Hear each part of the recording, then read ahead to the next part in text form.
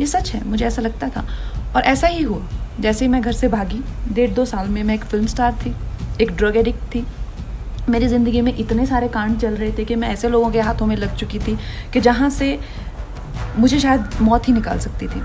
ये सब इतना सब डेंजर हो चुका था मेरी लाइफ में जब मैं टीनेजर ही थी। अभी बोर हो गए होंगे ना आप लोग घर पे, उदास भी हो गए होंगे, डिप्रेस्ड भी हो गए होंगे, कई तो रो रहे होंगे।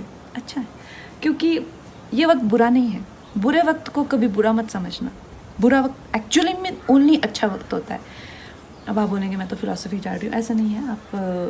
आप जानते हैं कि मैं एक मामूली सी, बहुत सारे कलाकार होते हैं, बहुत सारे लोग होते हैं, पर आप वो लोग खुश ये नहीं कह सकते कॉन्फिडेंस से कि मैं खुश हूँ, जो मैं हूँ वो बन के वो आज इस मुकाम पे खुश हूँ। मैं कॉन्फिडेंस से कह सकती हूँ। एंड ये बहुत बड़ी अचीवमेंट है अपने आप में, किसी भी अवार्ड से, किसी भी पैसे से, किसी भी मुकाम से बहुत बड़ी अचीवमेंट है। और मैं ऐसा कैसे बनी दोस्तों? मैं 15-16 साल की थी जब मैं घर से भाग गई थी। मुझे ऐसा लगता था कि जैसे मैं मतलब हाथ उठाऊंगी और तारे तोड़ ले आऊँगी। मेरी माँ कहती है कि एक बार मैंने बारिश में नाचते हुए तुम्हें देखा, आधा घंटा तुम ऐसा लगा था जैसे आसमान को से कुछ खींचने की कोशिश कर रही हो। ये सच है, मुझे ऐसा लगता था और ऐसा ही हुआ। जैसे ही मैं घर से भागी, 1.5-2 साल में मैं एक फिल्म स्टार थी, एक ड्रग एडिक्ट थी। मेरी ज़िंदगी में इतने सारे कांड चल रहे थे कि मैं ऐसे लोगों के हाथों में लग चुकी थी कि जहाँ से मुझे शायद मौत ही निकाल सकती थी। ये सब इतना सब डेंजर हो चुका था मेरी लाइफ में जब मैं टीनेजर ही थी अभी। सोच लो मैं कितनी खतरनाक हूँ।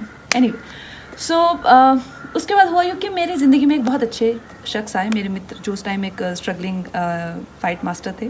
तो उन्होंने मुझे योगा मित्रता हुई तो उन्होंने मुझे योगा कराना शुरू किया। एक दिन उन्होंने कहा आंखें बंद करो। आंखें बंद की तो मैं रोना ही ना रुके। तो कहते यार बड़ी अजीब लड़की, आंखें ही नहीं बंद कर सकती, तो मेडिटेशन कैसे करेगी? तो उन्होंने मौका मिलते ही मुझे एक बुक दे दी, राजा योगा। तो उस बुक में प्रोसेसेस हैं बहुत सारे, बहुत अच्छे, और मैंने विवेकानंद जी को अपना गुरु मान लिया और उन्हीं के गाइडेंस में मैंने अपने आप को बहुत संवारा। क्योंकि मुझे हमेशा से लगता था कि यार ये हैं एक्शंस मेरे। मैंने कभी किसी को अपनी स्थिति के लिए कभी किसी को नहीं सोचा कि यार ये इनकी करतूत है। तो I think that is why I could work on my self. और अगर वो मुकाम मेरी ज़िंदगी में नहीं आता तो शायद मैं भीड़ में घूम जाती, शायद मैं इतने आगे नहीं आ पाती। जो मैंने अपनी विल पावर को डेवलप किया है, अपनी इंटेलेक्ट को शार्प किया है, जो मैंने अपने टैलेंट को संवारा है, जिस तरह से मैंने अपनी ज़िंदगी को संवारा, अपनी इमोशनल हेल्थ को रखा हुआ है, जिस तरह से मैंने अपनी फैमिली हेल्थ को रखा हुआ, अपने इन्वायरमेंट को रखा हुआ, ये तो मैं कर ही नहीं पाती। तो नामुमकिन ही नहीं था मेरे लिए अगर मुझे स्पिरिचुअल गाइडेंस नहीं मिली होती, गुरुओं का आशीर्वाद नहीं मिला होता। तो इस मुकाम की बड़ी अहमियत है। और जो प्रोसेस मैंने किया था, ब्रह्मचर्य का मैंने सहारा लिया था 2-2.5 साल। उस टाइम पे मैंने एक फ़िल्म की थी फैशन, और मेरी एक बहुत अच्छी मित्र थी अश्विनी देशमुख, आजकल उनसे बात नहीं होती है, पर वो उस टाइम मुंबई मिरर की जर्नलिस्ट थी। तो उन्होंने देखा यार तुम क्या करती हो, सिर्फ सफ़ेद वस्त्र पहनती हो और उबला हुआ खाना खाती हो। तो मैंने उन्हें बताया, तो उन्होंने एक बड़ी भलती सी स्टेटमेंट लिख दी कि कंगना टर्न सेलिब्रेट।